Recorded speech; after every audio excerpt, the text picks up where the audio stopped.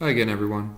This book fits in quite well with our discussion of secondary social studies curriculum. Throughout this course, we've discussed how the hidden curriculum can have just as big of an impact as the actual curriculum. And in the case of my state, which is Ohio, there is no mention of putting the Japanese Americans into internment camps or in the the American history curriculum. So, as we've seen in our readings, those in charge of writing the curriculum may omit certain material that's going to portray the United States in a very positive light. And by not discussing the way that we have treated our U.S. citizens, regardless of their heritage or their ethnicities or their race, we're doing a huge disservice to many of our students. And Ohio is unfortunately leaving out the fact that we rounded up Japanese Americans and placed them just in deplorable conditions throughout the entirety of World War II. This hidden curriculum is extremely important because students will go through school maybe thinking the U.S. government isn't capable of committing these types of atrocities, and by not covering this material with our students, they can possibly think the U.S. can do no wrong, which is obviously far from the truth.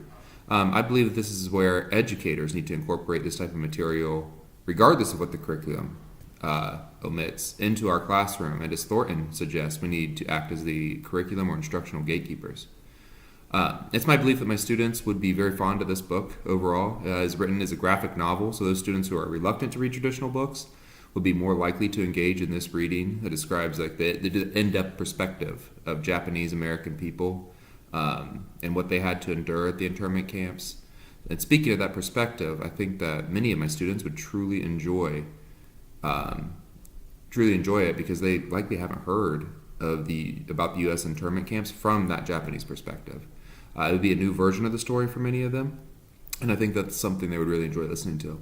On the other hand, I do feel some students might not like the graphic novel aspect, but overall I think it's something different, and they would get a lot out of it. I can use this in my curriculum when it comes to our study of the judicial branch.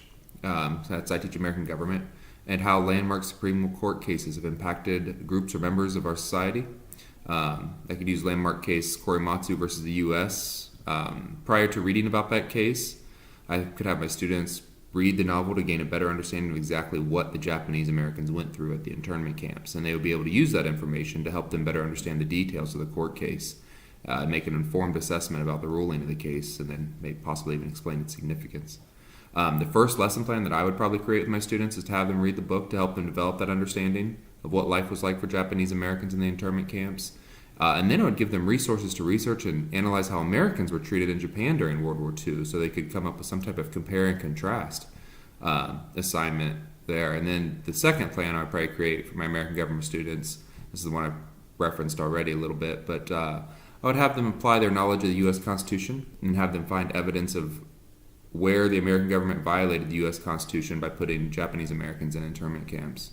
And then I would also possibly have them complete that case study on the Korematsu versus the U.S. And require them to create their own ruling based on the resources they were given, including the book. I definitely think that this book could be used in cross-curriculum planning with an English class, obviously, but I think an even better lesson that could be put together is with an art class. The graphic novel element of this book lends itself to those who are particularly interested in the arts. You could even then collaborate with the art teacher and incorporate Japanese or Japanese American pieces of art to learn and understand more about their culture and the significance or the significant events of this time period for that culture. There really isn't too many reasons I wouldn't use this book in class. It's engaging, it's a quicker, easier read, especially for students who struggle to do so. I think the fact that it's a graphic novel would even garner more interest from my students who do not like to read a traditional book cover to cover. The only reservation I would have is the only reservation I'd really have is assigning this to more accelerated students. Maybe it might not challenge them in the appropriate way. However, I still think they would get a lot out of this book, and they would get that new perspective that I kind of talked about. So I'd probably encourage every student in my classroom to read it. Thanks.